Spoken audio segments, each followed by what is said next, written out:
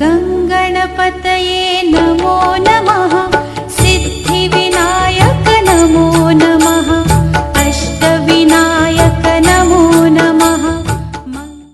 எல்லோருக்கும் வணக்கம். பேசும் நட்சத்திரங்கள் சேனல் வழியாக உங்கள் அனைவரையும் சந்திப்பதில் மிக்க மகிழ்ச்சி. முதலில் என்னுடைய குருநாதராகிய உயர்கணித சாரஜோதிடத்தின் சக்கரவர்த்தியும் நல்லாசிரியருமாகிய திரு தேவராஜ் ஐயா அவர்களை வணங்கி அவருடைய நல்லாசியோடு இந்த பதிவை ஆரம்பிக்கிறேன். இப்ப என்ன பார்க்க போறோம் அப்படின்னா, நேத்து கிளாஸ்ல நம்ம லக்ன பாவத்தை பத்தி பார்த்தோம். முதல்ல லக்னம் எப்படி பிரிக்கிறதுன்னு பார்த்தோம். அதுக்கப்புறம் லக்ன பாவத்துல இருக்கிற காரகத்துவங்களை பார்த்தோம். முதல்ல நேத்து வரலாம் 10 பத்தி பார்த்தோம். என்னென்ன பார்த்தோம்னா, தலை பார்த்தோம், நெற்றி பார்த்தோம், மூளை பார்த்தோம், உயிர் பார்த்தோம், ஆயுள் பார்த்தோம், உடல் வாகு, உருவ அமைப்பு, எதையும் அனுபவிக்கும் யோகம். இது மாதிரிலாம் நம்ம நேத்து லக்ன பாவத்துல பார்த்தோம். இன்னைக்கு நம்ம என்ன லக்ன பாவத்துல பார்க்க போறோம் அப்படின்னு சொன்னா, தனித்தன்மை அப்படின்னு சொன்னா ஒருவருடைய தனித்தன்மை. இப்போ ஒருத்தர் எல்லாரும் பாடுறாங்க, ஆனா ஒரு சிலராலதான் ஜெயிக்க முடியுது இல்லைங்களா? மத்தவங்களால முடியாதத தான் மட்டும் செஞ்சு அந்த திறமையை காமிச்சு அதன் மூலயமா அவர் வெற்றி பெறது. அந்த மாதிரி அது எழுத்து போட்டியா இருக்கலாம், கட்டுரை போட்டியா இருக்கலாம், பாட்டு போட்டியா இருக்கலாம், இல்ல ஒரு கம்ப்யூட்டர் இன்ஜினியரா இருக்கலாம், அவர் ஒரு கண்டுபிடிச்ச சாப்ட்வேர், அந்த மாதிரி அதெல்லாம் என்ன சொல்றதுன்னா தனித்தன்மை.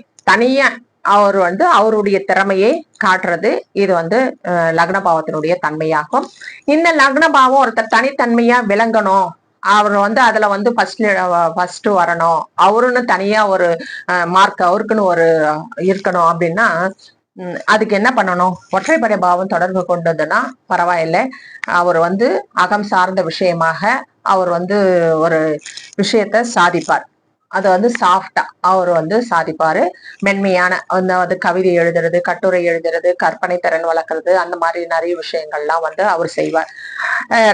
இது படிப்பு, அந்த மாதிரி எல்லாமே ஒற்றைப்படை பாவம் தொடர்பு கொண்டவங்க ஒரு சாதனை புரிவாங்க. இரட்டைப்படை பாவம் தொடர்பு கொண்டவங்க பொருளாதார விஷயமா புது சாப்ட்வேர் கண்டுபிடிக்கிறது, புது மிஷின் கண்டுபிடிக்கிறது, புதுசா ஏதாவது ஒரு காருடைய மெக்கானிசம் சொல்லுவோம் இல்லையா, அந்த மாதிரி புதுசா கண்டுபிடிக்கிறது, அந்த மாதிரி புதிய விஷயங்களை புதுசா யாரும் பண்ணாதத நம்ம முதல் பண்ணி காட்டுறதுதான் அந்த மாதிரியான ஒரு தனித்தன்மை.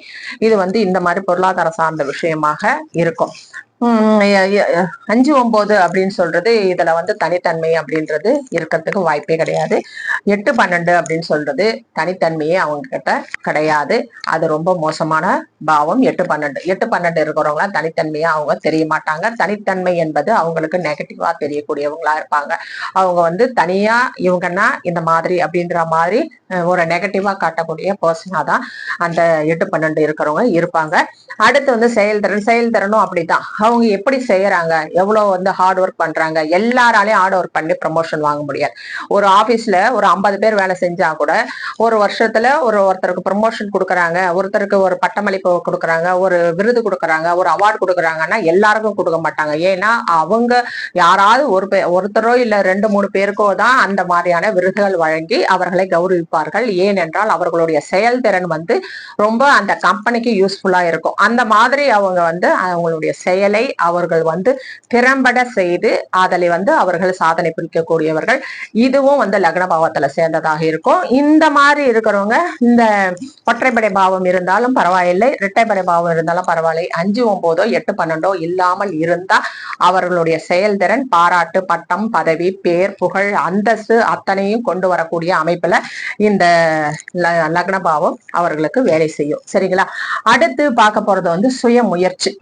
அவங்க தனியா ஒரு 10ஆம் பாவம்லாம் தொடர்பு கொண்டதுன்னா அவங்க ஒரு ஏதாவது ஒரு லோன் போட்டு ஒரு தொழில் ஆரம்பிக்கணும், ஒரு பிசினஸ் ஆரம்பிக்கணும், தான் காலிலே தான் நிக்கணும், அதை பெருசா ஒரு கம்பெனி ஆரம்பிச்சா பல கம்பெனி ஆரம்பிக்கணும் அப்படின்னு சொல்லிட்டு அதுக்காக அவர்கள் முயற்சி செய்து அதை விரிவாக்கம் செய்து அதுல தலைமை பண்பு, அதுல தலைமை பீடம், அதுல அவர்கள் ஜெயிச்சு காட்டுவாங்க. இந்த இரட்டைப்படை பாவங்கள் தொடர்பு கொள்ளும் பொழுது. ஒற்றைப்படை பாவம் தொடர்பு கொள்ளும் பொழுது பரவாயில்லை, ஓரளவுக்கு மத்தியமமான சுயமுயற்சி இருக்கும். சுயமுயற்சி தான் இல்லாம இருக்காது, பட் சுயமுயற்சி இருந்தாலும் இரட்டைப்படை பாவம் மாதிரி ஒரு உறுதித்தன்மை கம்மியா இருக்கும் அவங்களுக்கு. ஒற்றைப்படை பாவர்கள் 5, 9க்கு இருக்காது. 8, 12 சுத்தமா இருக்காது. சரிங்களா? அடுத்து ஆரோக்கியம். இது ஆரோக்கியம் அப்படின்னு சொல்லி பாத்தீங்கன்னா ஒற்றைப்படை பாவத்துக்கு தான் ஆரோக்கியம் அதிகமா இருக்கும். ஏன் அப்படின்னு சொன்னா அவங்க ஒற்றைப்படை பாவக்காரர்கள் நிறைய நேரம் தன்னை பத்தி சிந்திப்பாங்க, கரெக்டா இருப்பாங்க, மென்மையான திங்கிங்ல இருப்பாங்க. அதனால அவங்க நேரத்துக்கு அவங்களுக்கு சாப்பிட்றதுக்கு அதெல்லாம் டைம் இருக்கும். இந்த இரட்டைப்படை பாவம் இருக்கிறவங்களுக்கு நேரமே இருக்காது, நேரத்துக்கு சாப்பிட முடியாது. எப்ப பாரு அவங்க வேலை செய்யணும், ஹார்ட் ஒர்க் பண்ணுவாங்க, பணம் சம்பாதிக்கணும், வீடு வாங்கணும், சொத்து வாங்கணும், வண்டி வாங்கணும் அப்படின்னு ஏதாவது ஒண்ணு நம்ம சாதிக்கணும் அப்படின்னு சொல்லிட்டு ஓடிக்கொண்டே இருப்பாங்க. அதனால அந்த மாதிரி திங்க் பண்ணினே இருப்பாங்க. அதனால அவங்களுக்கு கரெக்டான நேரத்துல சாப்பிட முடியாது. அந்த சாப்பிட முடியாது அப்படின்றதுனால அவங்களுக்கு அதிகமா நோய் வரும். இருந்தாலும் மருத்துவம் செஞ்சு அவங்கள சரி பண்ணிட முடியும். ஏன்னா காசு, இரட்டைப்படை பாவம் என்பது புறம் சார்ந்தது. அதை பாருங்க, அகம் 30% இருக்கு, புறம் 70% இருக்குது. அதனால அந்த இது உடல் ஆரோக்கியம் அப்படின்றது 30% தான் அவங்களுக்கு இருக்கும். ஆனா இந்த காசு செலவு பண்ணி ஏதாவது நோய் வந்ததுன்னா கூட காசு செலவு பண்ணி அவங்கள காப்பாத்தி கொள்ள முடியும். ஒரு மத்தியமமான வயது வரல அவங்களால இருக்க முடியும். அதுக்கு மேலேயே கொஞ்சம் இருக்கலாம், அவங்களுடைய லைஃப் ஸ்டைலை பொறுத்து. இந்த 5-9 அப்படின்றது செலவு பண்றது காசே இருக்காது, ஆனா ஆரோக்கியம் பரவாயில்ல அப்படின்ற மாதிரி இருக்கும். ஆரோக்கியத்துக்கு பெரிய பிரச்சனைகள் இந்த 5-9 இருக்கிறவங்களுக்கு வராது. இந்த 8-12 இருக்கிறவங்களுக்கு தான் ஆரோக்கிய குறைபாடு மிக மிக அதிகமா இருக்கும். ஏன்னா இவங்களுக்கு தான் திடீர்னு ஏதாவது ஒரு நோய், திடீர்னு ஒரு மறைமுக நோய், திடீர்னு உள்ள ஒரு கட்டி, கேன்சர் கட்டி, அந்த மாதிரிலாம் ராகுலாம் தொடர்பு கொண்டது, 8-12 வச்சு வந்தது அப்படின்னு சொன்னா அவங்களாலே கண்டுபிடிக்க முடியாது. திடீர்னு பார்த்தா உள்ள இருந்து கட்டி ஃபார்ம் ஆயிருக்கு, இது கேன்சர் கட்டி தலையில உருவாயிருக்குது, இதை நீங்க ஆப்ரேஷன் பண்ணணும் அப்படின்னு டக்குன்னு டாக்டர் சொல்லுவார். ஏன்னா நம்ம அதை தலையில கண்டுபிடிக்க முடியாது. அது அந்த மாதிரி சடனா நம்மளுக்கு ஒரு திடீர்னு வரக்கூடிய ஒரு நோய் மாதிரி இந்த 8-12 இருக்கிறவங்களுக்கு வரும். 12ன்னு வரும்போது அதை கட் பண்ணி ஆப்ரேஷன் பண்ணக்கூடிய அமைப்பிலையும் அந்த பாவம் செயல்படும். இது அந்த பாவம் சரி 8-12 இது மாதிரி கட்டி வந்துருச்சு, ஆப்ரேஷன் பண்ணாங்க, இல்ல தலையில ஏதோ பிரச்சனை வந்தது, அந்த மாதிரி ஏதோ பண்றாங்க அப்படின்னா அவங்க பிழைப்பாங்களா அப்படின்னு சொன்னா அது ஒரு கேள்விக்குறிதான். அதுக்கு தசாபுத்தியும் மற்ற பாவங்களும் அவங்களுக்கு ஓரளவுக்கு ஒற்றைப்படை பாவம் தொடர்பு கொண்டு இருந்தா அவங்க பிழைக்கலாம். அப்படி இல்லைன்னா கொஞ்சம் பிரச்சனையே கொடுக்கும். அதனால 8-12 அப்படின்னு தொடர்பு கொள்ளும் பொழுது ஆரோக்கியம் மிக மிக மத்தியமானதுதான். அதை விட கம்மியான ஆரோக்கியத்தில் தான் அவர்களுடைய உடல்வாகும் இருக்கும். மற்ற பாவங்களை பார்க்கும் பொழுதுதான் இதற்கு சரியாக சொல்ல முடியும். ஆனால் 8-12 என்று தொடர்பு கொள்ளும் பொழுது ஆரோக்கியம் மிக மிக மிக குறைவு. அடுத்து நோய் எதிர்ப்பு திறன், இதுவும் அப்படிதான். ஒற்றைப்படை இருக்கிறவங்களுக்கு நோய் எதிர்ப்பு சக்தி ரொம்ப நல்லாவே இருக்கும். இரட்டைப்படை இருக்கிறவங்களுக்கு மத்தியமமா இருக்கும். அவங்க எப்பவுமே மாஸ்க் போட்டுக்கோ அது போட்டுக்கோன்னா அதெல்லாம் அவங்க கேட்க மாட்டாங்க. ஏன்னா அவங்க செய்யற வேலைதான் அவங்களுக்கு முக்கியம். அதனால அவங்க வேலையில தான் கண்ணும் கருத்துமா இருப்பாங்க. மற்ற விஷயங்கள்ல அதிகமா அதை யோசிக்க மாட்டாங்க. அதனால அவர்களுக்கு எதிர்ப்பு சக்தி கொஞ்சம் கம்மியாகும். ஒற்றைப்படை இருக்கிறவங்க தன்னை நல்லா யோசிப்பாங்க. நம்ம எப்படி இருக்கிறோம், எப்படி பேசுறோம், என்ன பண்றோம் அப்படின்றது அவங்களுக்கு யோசனை அதிகம். ஏன்னா அவங்களுக்கு மணி மெயின்ட் கிடையாது. அதனால பணத்தை பத்தி யோசிக்க மாட்டாங்க. தன்னுடைய உடல் ஆரோக்கியத்தை பத்தி நல்லா உடல் பயிற்சி செய்யணும், யோகா பண்ணணும், அந்த மாதிரி எல்லாம் நிறைய பேர் யோசிக்கிறாங்க. தியானம் பண்ணணும், நல்லா இருக்காங்களா, அவங்க எல்லாம் ஒற்றைப்படை பாவம் இருப்பாங்க. அவங்க அவங்கள பத்தி நல்லா யோசிப்பாங்க. அதனால அவங்களுக்கு நோய் எதிர்ப்பு சக்தி என்பது அதிகமா இருக்கும். இரட்டைப்படை பாவம் இருக்கிறவங்களுக்கு நோய் எதிர்ப்பு சக்தி திட்டமா இருக்கும். 5-9 என்பது பரவாயில்லை. 8-12 அப்படின்றவங்களுக்கு நோய் எதிர்ப்பு சக்தியே இருக்காது. ஏன் நோய் எதிர்ப்பு சக்தியே இருக்காது அப்படின்னு சொன்னா 8-12 அப்படின்னு சொல்லும் போது லக்னத்துக்கு அது எதிர்வினையை தருகிறது, லக்னத்தை எதிர்க்கிறது, லக்னத்துக்கு சேராதது. லக்னத்தை சப்போர்ட் பண்ணக்கூடிய பாவம் அப்படின்னு சொன்னா அது ஒற்றைப்படை பாவம் தான். 1, 3, 7, 11, 5, 9 ஓகே. அந்த மாதிரி இரட்டைப்படை பாவம் அப்படின்னு சொல்லும் பொழுது 2, 4, 6, 10 அப்படின்றது ஒரு மத்தியமமான பலனை தரக்கூடியது. ஆனா 8-12 என்பது வலிமையாக லக்னத்தை எதிர்க்கக்கூடியது. அப்படி இருக்கும் பொழுது லக்னத்தை எதிர்க்குது அப்படின்னு சொன்னா தன் உடம்பையே எதிர்க்குது. உடம்புக்கு எதிர்க்குது அப்படின்னு சொன்னா என்ன அர்த்தம்னா, ஒரு உதாரணத்துக்கு சொல்லணும் அப்படின்னு சொன்னா, ஒருத்தருக்கு தன்னுடைய ரத்தத்துல ஒயிட் செல்ஸ், ரெட் செல்ஸ் 2 இருக்கு இல்லைங்களா, அந்த வெள்ளை அணுக்களையே அந்த சிகப்பு அணுக்கள் ரெண்டும் ஏதோ வேற வைரஸ் உள்ள வந்துருச்சு அப்படின்னு நினைச்சு தன்னைத்தானே ஃபைட் பண்ணி சண்டை போட்டுக்க எதிர்க்கக்கூடிய ஒரு தன்மையில அந்த ஜாதகருடைய ரத்தங்கள் செயல்படும். அந்த உடம்பே வந்து அந்த மாதிரி செயல்படும். அதனுடைய நோயினுடைய விளைவு தான் வந்து எஃபெக்ட் அப்படின்னு சொல்லுவாங்க, ரொமட்டாய்டு ஆர்த்தரைட்டிஸ் அப்படின்னு சொல்லிட்டு. அந்த மாதிரி நோய் வர்றதுக்கு காரணம் கூட இந்த லக்னபாவம் 8 12 தொடர்பு கொள்றவங்களுக்கு அந்த நோய் கண்டிப்பாக வரும். ஏன்னா அவர்கள் உடம்பே அவர்களுக்கு ஒத்துழைக்காது, எல்லா பாவங்களையும் முடக்கும். லக்னபாவமே 8 12 வாங்கும்போது மற்ற பாவங்களும் நிறைய இடங்கள்ல 8 12 வச்சிருந்ததுன்னா அவர்களுடைய உடல் நடவடிக்கை, அவர்களுடைய ஆரோக்கியம் மிகவும் கேள்விக்குறியாக இருக்கும். அவர்களுடைய ஒயிட் செல்ஸை ரெட் செல்ஸை ஃபைட் பண்ணும். அந்த மாதிரி வரைய நிறைய விஷயங்கள் ஜாதகர்களுக்கு நடக்கும். அதனால லக்னபாவம் 8 12 தொடர்பு கொள்கிறது அப்படின்னு சொன்னா கவனமாக இருக்க வேண்டும். அதே நேரத்தில் 8 12 தசை நடந்தாலோ இல்ல மற்ற பாவங்கள் 8ஆம் பாவம் 12ஆம் பாவம் 8 12 வச்சு வந்ததுன்னா இன்னும் மிக மிக கவனமாக இருக்க வேண்டும். இது லக்னத்தை எதிர்க்கக்கூடிய 8 12 பாவங்கள். சரிங்களா? அடுத்து வந்து சுய கௌரவம். இதுதான் ரொம்ப முக்கியம். ஏன்னா ஒருத்தருக்கு சுய கௌரவத்தை சொல்றதே லக்னபாவம் தான். லக்னபாவத்துலதான் தன்னுடைய தான் யாரு, எனக்கு கௌரவம் கொடுத்தானா, என்னை மதிக்கல அப்படின்னு சொல்லிட்டு நிறைய கௌரவத்தை எதிர்பார்க்க கூடியது லக்னபாவம். கிரகத்துல பாத்தீங்கன்னா சூரியன், நம்பர்ல பார்த்தா 1, இது எல்லாமே வந்து சேர்ந்ததுதான் வந்து இந்த சுய கௌரவம். இந்த சுய கௌரவம் வந்து அதிகமா எதிர்பார்க்கறவங்க யாரு அப்படின்னு சொன்னா இரட்டைப்படை இருக்கிறவங்க தான் அதிகமா பார்ப்பாங்க. ஏன்னா அதுல 10 வருது பாருங்க, அது ரொம்ப ரொம்ப மோசம். அதுதான் வந்து இந்த சுய கௌரவத்துக்கே பேர் போன கிரக பாவம் எதுன்னா 10 தான். அது அந்த பாவம் தொடர்பு கொண்டவங்க ரொம்ப ரொம்ப கௌரவத்தை எதிர்பார்ப்பாங்க.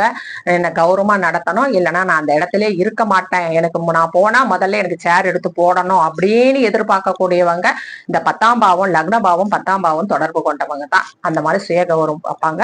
அதே நேரத்துல அவங்களுக்கு அந்த மாதிரியான ஒரு மரியாதையும் அங்க கிடைக்கும். ஏன்னா அந்த அளவுக்கு அவங்க சாதிப்பாங்க, அந்த அளவுக்கு அவங்க நிறைய வேலையை செய்வாங்க. தன்னுடைய எந்த துறையா இருந்தாலும் அதுல வந்து முதலிடம் வருவாங்க. பாடுபட்டு கஷ்டப்பட்டு ஹார்ட் ஒர்க் பண்ணி அவங்களால ஜெயிக்க முடியும். அவங்களுக்கு தானாவே வந்து மரியாதைகள் அங்க கிடைக்கும். அதுதான் வந்து சுய கௌரவம். தலைமை பண்பும் அதுதான். அடுத்து வந்து தலைமை பண்பு. தலைமை பண்பும் அப்படித்தான்.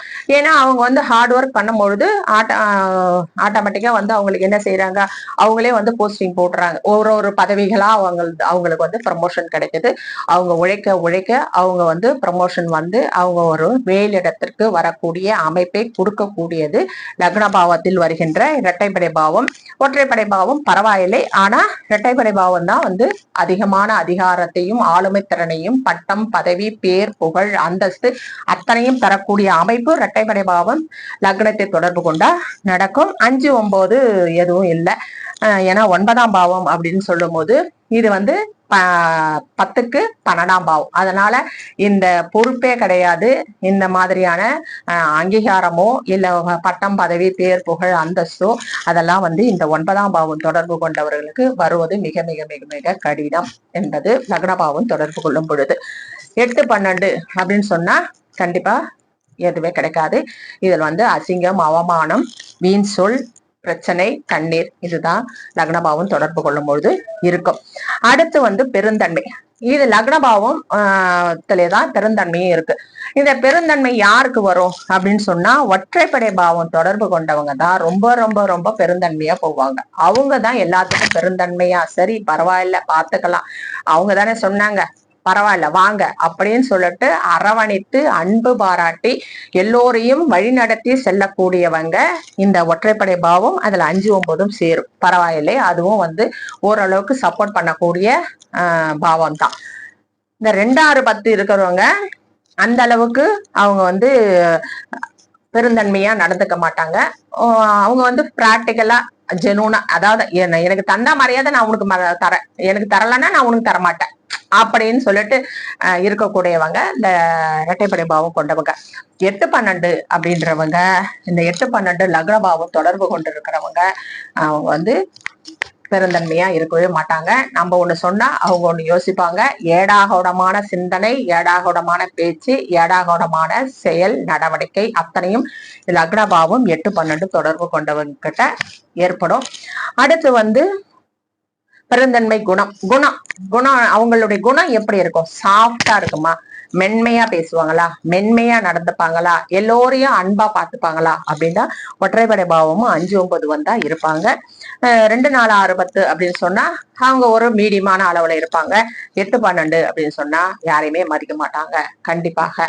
இது 8-12 லக்ன பாவம் மட்டும் தொடர்பு கொண்டா இந்த மாதிரி வருமா அப்படின்னா மற்ற பாவங்களும் 8-12 நிறைய இடத்துல வந்தது, கிரகங்கள்ல சூரியன் எல்லாம் 8-12 வந்தது அப்படின்னு சொன்னா கண்டிப்பாக அந்த ஜாதகர் மற்றவர்களை மதிக்க மாட்டாங்க அப்படின்றத நம்ம முடிவு பண்ணலாம்.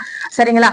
இந்த மாதிரி இது ஒரு கோல்டன் ரூல். 1-3-7-11 அப்படின்றது அகத்துக்கு 70%, புறத்துக்கு 30% இருக்கக்கூடியது. 2-4-6-10 அப்படின்றது புறத்துக்கு 70%, அகத்துக்கு 30%. 5-9 என்பது அகம் மட்டுமே 100%. 8-12 என்பது அகமும் 0, புறமும் 0. இந்த பாவங்களை இந்த கோல்டன் ரூல்ஸ் வழியாகத்தான் இந்த லக்ன பாவம் இயங்கும். இந்த லக்ன பாவத்தில் இருக்கின்ற காரகங்கள் இயங்கும் என்பது நம்மளுடைய குருநாதர் சொன்னது. அதனால கண்டிப்பா இதை எல்லாத்தையும் பார்த்துக்கோங்க, இதெல்லாம் எழுதி வச்சுக்கோங்க. எழுதி வச்சுட்டு இதே மாதிரி ஒரு முறை பிராக்டிஸ் பண்ணுங்க.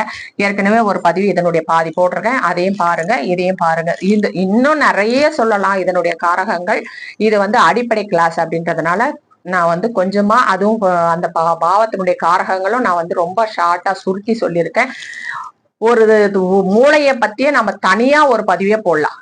அது மட்டுமே அந்த மூளையை பத்தி பேசணும்னா ஒரு பதிவே போடலாம், அவ்வளவு விஷயம் இருக்குது. ஆனா அதெல்லாம் உயர்நிலை கிளாஸ் போகும்போது அதுக்கு நம்ம பேசணும்னா தனித்தனியா ஒரு பாவத்தை பத்தி ஒரு தன்மையை பத்தி நம்ம ஒரு பதிவா கூட போடலாம். இப்ப நம்ம ஷார்ட்டா பேசுறதுனால எல்லா விஷயத்தையும் நான் சுருக்கமா சொல்லியிருக்கேன். இதுதான் லக்ன பாவத்தில் இருக்கிற காரகங்கள். இது மட்டும் இல்லை, இதை விட நிறைய இருக்கு. இதுவும் முக்கியமான காரகங்கள் அப்படின்னு சொல்லிட்டு சொல்லி முடிக்கிறேன். நாளைக்கு நம்ம என்ன பார்க்க போறோம் அப்படின்னு சொன்னா 2ஆம் பாவத்தை பத்தி பார்க்க போறோம். 2ஆம் பாவத்தில் இருக்கின்ற காரகங்களை பார்க்க போறோம். இந்த மாதிரி 12 பாவங்களையும் நம்ம பார்த்து முடிச்சுட்டு 12 பாவங்களும் கிரக காரங்களையும் பார்த்துட்டு அதுக்கப்புறம் 12 பாவங்கள் தொடர்பு கொண்ட விதத்தையும் நம்ம பார்ப்போம். சரிங்களா? இந்த வீடியோவை நீங்க சப்ஸ்கிரைப் பண்ணிட்டு பக்கத்துல இருக்க பெல் பட்டனை அழுத்தி வச்சுக்கோங்க. நான் போடுற ஒவ்வொரு பதிவும் உங்களுக்கு உடனுக்குடன் நோட்டிபிகேஷனா வரும். நன்றி, வணக்கம்.